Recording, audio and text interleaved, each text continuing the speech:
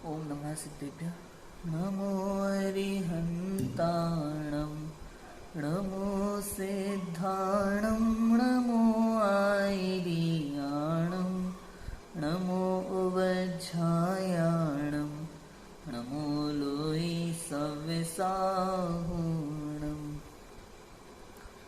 लक्ष्मीनिवासनिलयं विलीनविलयं निधाय हरिवीरम् आत्मानुशासनमहं वक्षे मोक्षाय भव्यानाम्।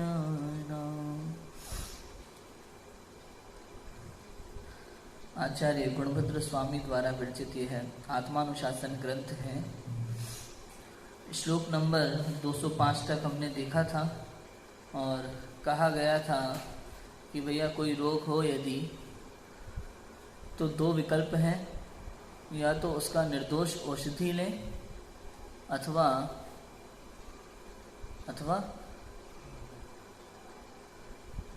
समाधि मरण लीजिए। दो ही विकल्प हैं, इसके अलावा दूसरा विकल्प है ही नहीं।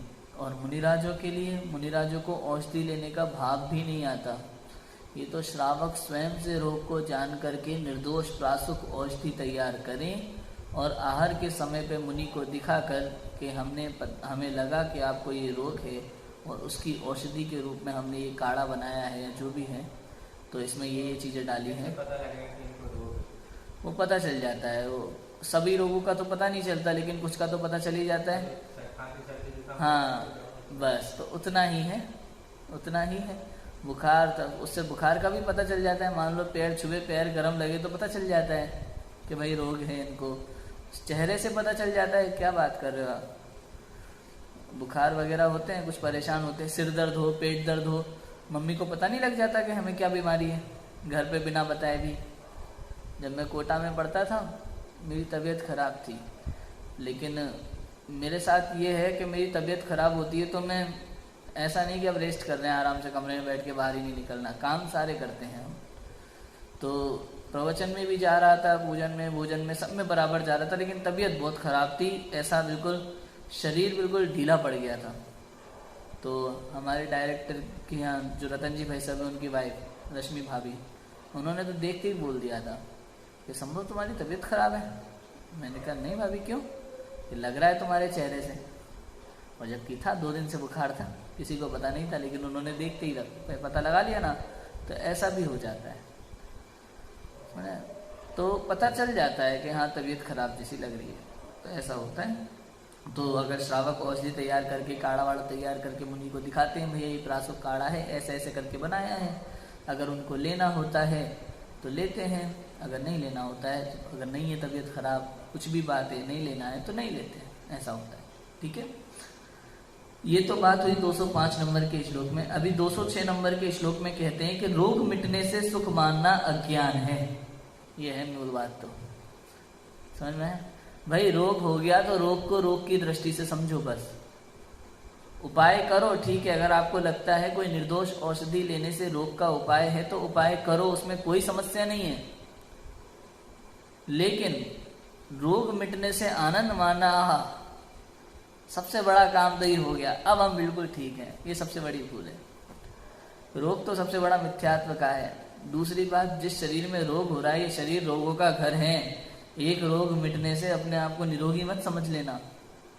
प्रति समय रोग उत्पन्न होते हैं इस शरीर में। तो देखो पढ़ते हैं, यदि औषधि आदि से रोग न मिटे तो ज्ञानियों को शरीर नष्ट होने का भय नहीं करना चाहिए, क्योंकि मरण भय अज्ञानियों को होता है। यह बात आगामी छंद में कहते हैं। भाई अगर औषधि आदि से रोग नहीं ठीक होता ना, तो मरण का भय मत करना। अरे तो ये देह चली जाएगी, मर जाएंगे तो क्या होगा? अरे अनंत बार मरा है, क्या हुआ? कुछ हुआ क्या? लेकिन मरण के भय से दोषपूर्ण औषधि ग्रहण मत करना। मरण के भय से, भाई कौए का मांस नहीं खाया था उसने, याद है ना? भील ने, क्या बोलते उसको? भीली था, हाँ, कोई का मांस नहीं खाया था। जिस चीज का त्याग किया, भाई नियम है तो नियम है। भाई मरण हो गया तो हो जाए तो हो जाए, मरण क्या बड़ी बात है। अगर मान लो वो खा लेता तो क्या होता? मरण तो तब भी होता। आयु पूर्ण हुई है तो होगा, नरक में जाता। लेकिन उसने नहीं खाया तो मरण तो हुआ, लेकिन स्वर्ग में गया। तो ऐसा भी नहीं, और आर्त ध्यान भी नहीं करना कि भैया मरण तो हो रहा है लेकिन अंदर में आर्त ध्यान चल रहा है, आर्त ध्यान पूर्वक मरण, मैंने त्याग नहीं किया होता तो बढ़िया रहता है यार, अब त्याग कर दिया निभाना तो पड़ेगा, ये सोच के भी नहीं दुख पूर्वक, उसमें भी अधोगति होगी। प्रसन्नता पूर्वक अच्छा है, कोई दिक्कत नहीं है, ना अच्छा ना बुरा है, कोई दिक्कत नहीं है, प्रसन्नता पूर्वक। भाई आयु प्रमाण है, मरण तो होना ही है, मैंने त्याग किया ये तो अच्छी बात है, समझ आया? ऐसे भाव होना चाहिए। पढ़ते हैं देखो, शिरस्तंभारमुत्तार्य स्कन्धे कृत्वा सुयत्नतः शरीरस्थेन भारेण अज्ञानी मन्यते सुखम। शरीर के भार को ढोने में अज्ञानी सुख मानता है। जैसे सिर का भार रखे कंधे पर यत्न सहित प्राणी, किंतु भार तोड़ रहा देह पर सुखी मानते अज्ञानी। जैसे कोई सिर का बोझ उतार कर कंधे पर रखने में सुख मान लेता है, वैसे जगत के जीव रोग का भार उतार कर शरीर के भार में सुख मानते हैं। हाँ, समझ में आई? क्या होता है, कोई कट्टा लेकर के जाते हैं ना, भाई गेहूं पिसा के लाते हैं, आटे का कट्टा या गेहूं का कट्टा, पहले सर पे रख लिया हो, एक सर पे उतार के कंधे पे रख लिया, इधर दुखने लगा तो इधर रख लिया, तो उसमें उसको आनंद मानता है, भाई इधर से उतार के इधर रख लिया, तो भाई भार यहाँ भी था और भार तो यहाँ भी है, थोड़ी देर बाद ये दर्द करेगा। ऐसे ही अज्ञानी जीव शरीर का एक रोग ठीक होने पर उसमें आनंद मानता है, उत्सव मनाता है। होता है कि नहीं होता? जबकि ये शरीर तो रोगों का घर है, भरोसा नहीं है, आज है कल नहीं है। रोग शरीर के भार को सुख मानता है, जबकि सबसे बड़ा रोग तो खुद ये शरीर है, रोगों की उत्पत्ति का कारण ये शरीर है, शरीर ही दुखी है, दुख है। जगत के जीव रोग नष्ट होने पर शरीर के रहने में सुख मानते हैं, परंतु ज्ञानी जीव शरीर के संबंध को ही रोग कहते हैं।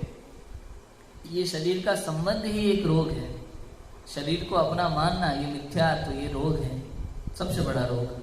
इसलिए उन्हें शरीर जाने का दुख नहीं होता। जैसे सिर का भार है वैसे ही कंधे का भार है, इसी प्रकार जैसे रोग का दुख है वैसे ही शरीर को धारण करने में दुख ही दुख है। अनादिकाल से जीव ये दुख भोगता आ रहा है, शरीर कोई भी हो उसको धारण करने में ही दुख है। इसलिए अशरीरी होने का मार्ग बताते हैं जिनेंद्र देव। तो समझ आया? अशरीरी होने का मार्ग। देखो अगला श्लोक, असाध्य रोग होने पर शरीर से उदास होने की प्रेरणा देते हैं। असाध्य रोग अर्थात जिस रोग का इलाज ना हो सके, ऐसा रोग हो, बहुत कठिन रोग हो, तो उस समय शरीर से उदास रहने की प्रेरणा देते हैं आचार्य देव। देखो पढ़ते हैं, यावदस्ति प्रतिकारस् तावत् कुर्यात् प्रतिक्रिया तथाप्यनुपशान्ति नाम्नोत्वे गह प्रतिक्रिया। रोग शांत हो सकता हो तो करना तुम उसका प्रतिकार, यदि न मिटे रहो निराकुल यह उसका सच्चा प्रतिकार। कि भाई यदि रोग शांत होने का हो तो उपाय कर सकते हो, निर्दोष औषधि आप लीजिए, कोई समस्या नहीं है। लेकिन आपको लगता है इस रोग का कोई इलाज नहीं है, निर्दोष औषधि से इलाज नहीं हो सकता, तो उसका प्रतिकार करने की चेष्टा भी मत करो। क्या तो क्या कहें, रहो निराकुल यही सच्चा प्रतिकार है, उससे निराकुल हो जाओ, यही प्रतिकार है, टेंशन छोड़ दो अब इसकी।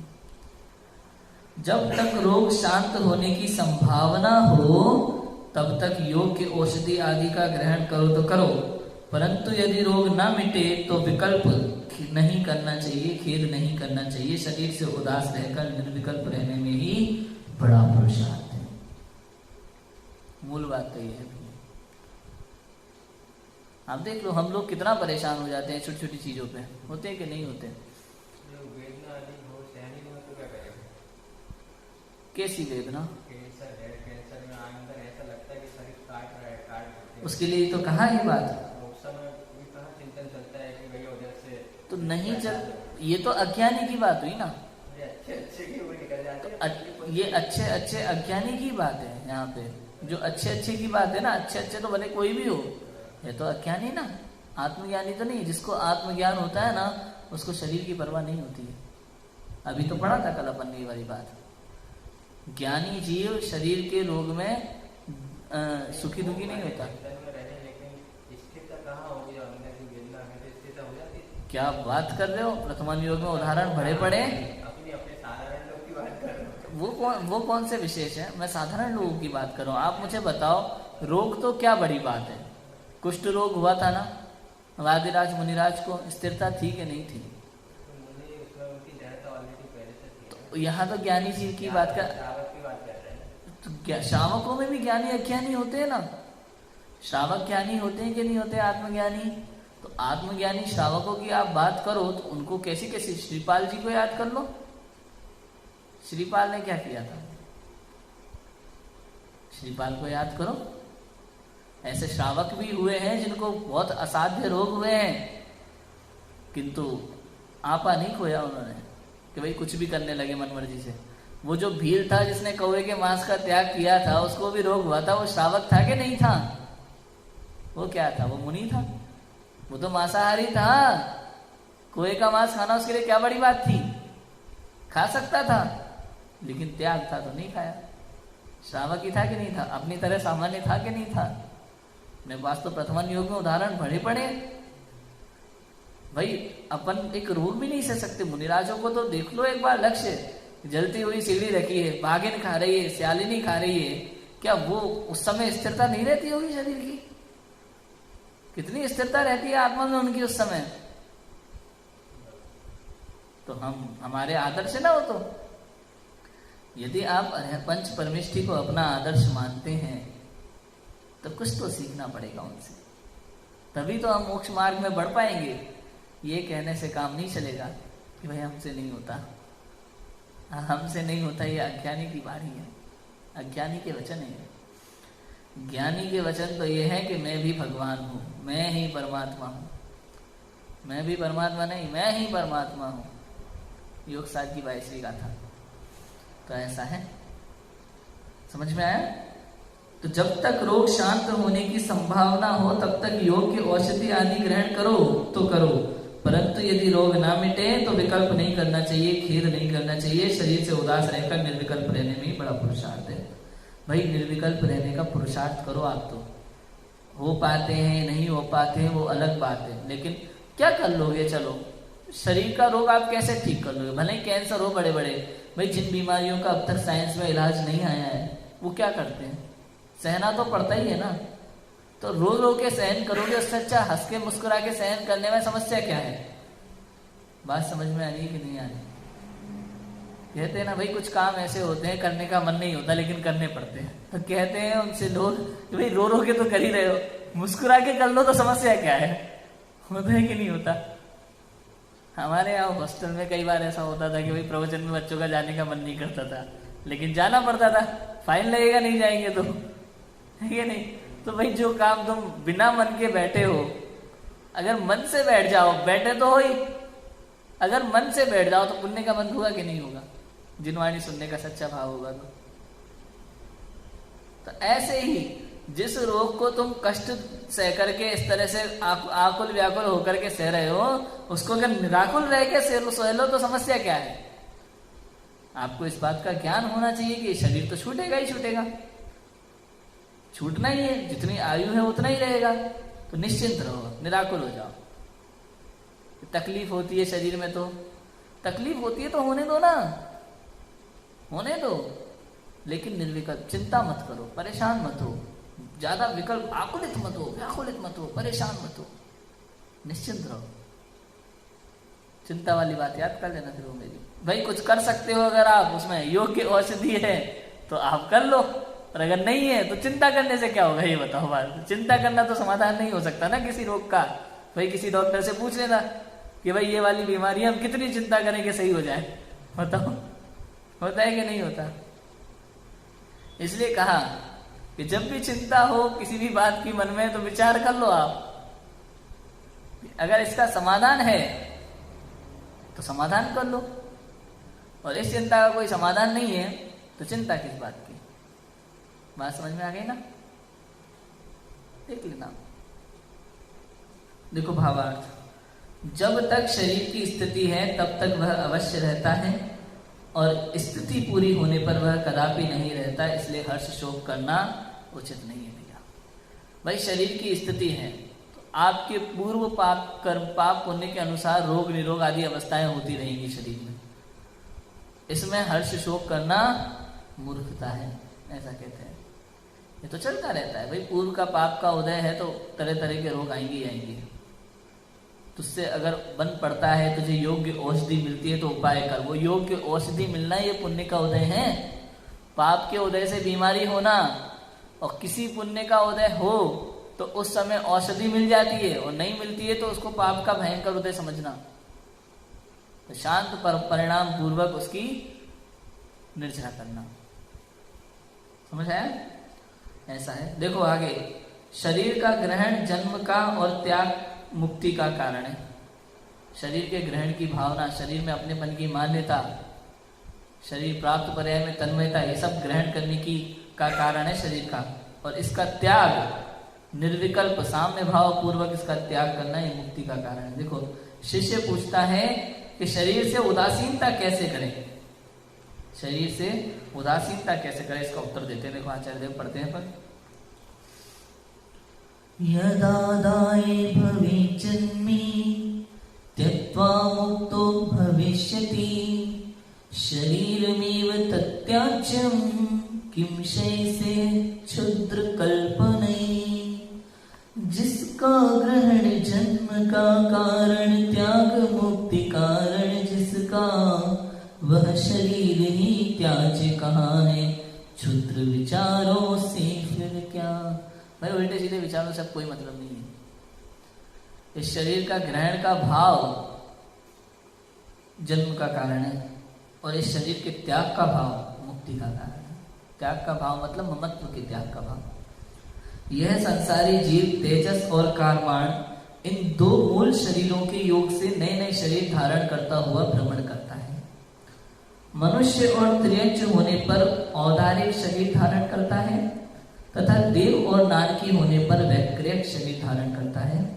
जब तेजस और कार्माण शरीर का अभाव करके औदारिक शरीर धारण नहीं करता तभी मुक्ति होती है, क्योंकि शरीर धारण करना ही इस संसार है, इसलिए शरीर का संबंध त्याज्य ही है, अन्य क्षुद्र विकल्पों से क्या प्रयोजन है। क्या कहते हैं भैया? तो देखो शरीर कितने होते हैं ये तो पता है, 5 प्रकार के शरीर होते हैं। औदारिक, वैक्रियक, आहारक, तेजस और कारमाण। जिसमें से तेजस और कारमाण हर संसारी जीव के सदैव रहते ही रहते हैं, विग्रह गति में भी रहते हैं। विग्रह गति मतलब समझते हैं? हाँ, उसके बीच का टाइम, एक गति से मरण प्राप्त होकर के जब दूसरी गति का जन्म होता है उससे पूर्व बीच का जो समय है, एक समय से लेकर के 4 समय तक, एक समय से लेकर के 4 समय में कोई भी आत्मा जन्म ले ही लेती है। इस बात का ध्यान रखना भैया। प्रश्न आते हैं ना कई बार कि भैया लोग कहते हैं आत्माएं भटकती हैं, क्या ये बात सच है? भाई जैन शास्त्रों के अनुसार देखा जाए तो एक समय से लेकर 4 समय के अंदर अंदर जीव का जन्म हो ही जाता है, हो ही जाता है हमेशा। तो आत्माएं भटकती हैं ऐसा बिल्कुल भी नहीं है। समझ में आई बात? एक समय से 4 समय मतलब समझे कितना होता है? एक समय कितना होता है? एक बार जब अपन पलक झपकते हैं ना, इसमें अनकाउंटेबल टाइम, असंख्यात समय हो जाते हैं। तो उसका असंख्यातवा भाग, पलक झपकने में असंख्यात समय हो गए, तो वो असंख्यातवा भाग, सबसे छोटी इकाई समय की जिसका दूसरा विभाग ना हो सके, उसको कहते हैं एक समय, अर्थात कालाणु। ठीक है? तो एक समय, अब सोचो जैसे हमेशा ऊर्ध्वगमन स्वभाव है जीव का, तो मान लो यहाँ से मनुष्य गति से जीव को स्वर्ग में जाना है तो एक समय के अंदर जन्म ले लेता है, ऊपर जाएगा सीधा, अपने उपपाद शैया पे जन्म ले लेगा। अब सोच लो उसे नीचे की तरफ जाना है या इसी मनुष्य गति में कहीं और दूसरी जगह जाना है, तो पहले ऊपर जाएगा, इधर जाएगा, फिर इधर, वहां जन्म ले लेगा, वहीं की वही मनुष्य मध्य लोक में ही लेना है, यहाँ से यहाँ, तो एक और दूसरा। समझ में आया? 2 समय। अब अगर नीचे जाना है नरक में, तो यहाँ से मध्यलोक से तो पहला ऊपर, फिर एक टर्न, फिर तीसरा टर्न, तो 3 समय, मतलब एक टर्न में 1 समय लगता है। घूम करके आना है 4 समय, अधिक से अधिक 4 समय। तो 1 समय से लेकर 4 समय तक के अंदर अंदर जीव का जन्म हो जाएगा निश्चित रूप से, भटकेगी नहीं। तो भैया भटकना, वही वैक्रियक शरीर होते हैं। मनुष्य गति में और तिर्यंच गति में औदारिक शरीर होता है, स्थूल होता है, दीवार से भी टकरा जाए, किसी से भी टकरा जाता है, स्थूल मोटा शरीर है ना। और तेजस और कारमाण तो हर संसारी के रहते ही रहते हैं। कारमाण माने कर्म है ना, साथ में कहते हैं ना, कर्म ही साथ में जाएंगे, तो वो कारमाण शरीर है। और शरीर रहित केवल भगवान होते हैं, सिद्ध भगवान, अशरीरी सिद्ध भगवान। तो हाँ, अरिहंत दशा में है शरीर, केवल एक सिद्ध भगवान है जिनको शरीर नहीं होता। अरिहंत दशा में तेजस कारमाण औदारिक भी है, परमोदारिक शरीर कहते हैं उसे, उससे रहित नहीं है। तो इधर नरक और देव इन लोगों को होता है वैक्रियक शरीर। तो ये जो वैक्रियक शरीर है बहुत ही सूक्ष्म होता है, बहुत सूक्ष्म, दीवारों के आर पार हो जाएगा, आपके शरीर के अंदर भी घुस सकता है। तो देव गति के ऐसे व्यंतर जाति के देव होते हैं, 8 प्रकार के व्यंतर होते हैं, इसमें भूत पिशाच के भी भेद हैं, तो वो सब होते हैं। तो वो भी देव हैं, व्यंतर देव हैं, अच्छे भी होते हैं, बुरे भी होते हैं, कई तरह के होते हैं उनमें। तो जैसे मान लो चमत्कार वगैरह होते हैं बाहर में, तो वो इसी कारण से होते हैं। जैसे मान लो किसी मंदिर का पुजारी, चाहे हिंदू मंदिर हो, जैन मंदिर हो, कोई भी हो, मुस्लिम हो, कोई भी हो, वो बहुत ज़्यादा रुचि लेता है उस काम में। किसी भी भाव के कारण से वो यदि व्यंतरों में, भूत पिशाच इत्यादि में बन जाता है देव, है ना, तो उसको भाव रहता है, तो अवधि ज्ञान से जान लेता है वो कि मैं पहले वहाँ था और यहाँ ऐसा ऐसा था। तो उस मंदिर के प्रति उसकी बहुत रुचि होती है, तो मंदिर की प्रसिद्धि के लिए तरह तरह के चमत्कार करने लगता है। इस तरह से चमत्कार आदि घटनाएं होने लगती हैं, कहीं भी कैसे भी हो सकती है। तो इसमें कोई आश्चर्य की बात नहीं है, कोई बड़ी बात नहीं है, ये सब होता है, नॉर्मल बात है, इसको कभी भी विशेष नहीं समझना चाहिए। कहीं भी कैसा भी चमत्कार हो तो उसको अपन विशेष समझ लेते हैं, तो ऐसा नहीं समझना, नॉर्मल सी बात है, बहुत छोटी सी बात है, ठीक है ना। तो इस तरह से अब समझ में आया। तो देव और नारकियों को वैक्रियक शरीर मिलता है, त्रियंच और मनुष्य को औदारिक शरीर। और जब तेजस और कारमाण शरीर का अभाव करके औदारिक शरीर आदि कोई धारण नहीं करता बाद में जीव, तो वो सीधा मुक्ति प्राप्त करता है। तेजस कारमाण का जब तक अभाव नहीं होता तब तक दूसरा शरीर मिलता रहता है। तो तेजस कारमाण शरीर का जब अभाव हो जाए तो ना औदारिक मिलेगा ना वैक्रियक मिलेगा, फिर सीधी सिद्ध दशा। हाँ, तेजस माने शरीर में कांति उत्पन्न होना, ये शरीर की जो भी कांति वगैरह रहती है, उज्ज्वलता रहती है, तेजस शरीर होता है तो ही होती है। प्रत्येक शरीर में ऐसी कांति रहती है। हाँ, पुद्गल ही है, पुद्गल ही है, कारमाण भी पुद्गल है, ठीक है, तो ये पुद्गल ही है। तो तेजस और कारमाण शरीर का अभाव करके औदारिक शरीर धारण नहीं करता, तभी मुक्ति होती है, क्योंकि शरीर धारण करना ही संसार है। इसलिए शरीर का संबंध त्याज्य ही है, अन्य क्षुद्र विकल्पों से क्या प्रयोजन है, अनेक फालतू के विकल्पों से अब कोई प्रयोजन नहीं है। देखो भावा, शरीर के धारक संसारी है और अशरीरी सिद्ध है, इसलिए शरीर से ममत्व छोड़ना चाहिए। इतने बड़े अर्थ का एक लाइन में भावार्थ लिखा है उन्होंने कि शरीर के धारक संसारी है, अशरीरी सिद्ध है, इसलिए शरीर से ममत्व छोड़ना चाहिए। अगर आपको सिद्ध बनना है, अगर वास्तव में आप भक्ति में जो गाते हो वो सत्य है कि अशरीरी सिद्ध भगवान आदर्श तुम ही मेरे, यदि आप सिद्ध भगवान को आदर्श मानते हैं, अशरीरी बनना चाहते हैं, तो शरीर से ममत्व छोड़ना चाहिए, ममत्व त्याग देना चाहिए शरीर से। इस तरह की बात अभी यहाँ आई है। आगे शरीर के कारण जीव भी अस्पृश्य है और शरीर के प्रकार वगैरह इत्यादि बातें इसमें आएंगी, उसकी चर्चा करेंगे। अभी की बात को विराम देते हैं। ओम नमः सिद्धिभ्यां।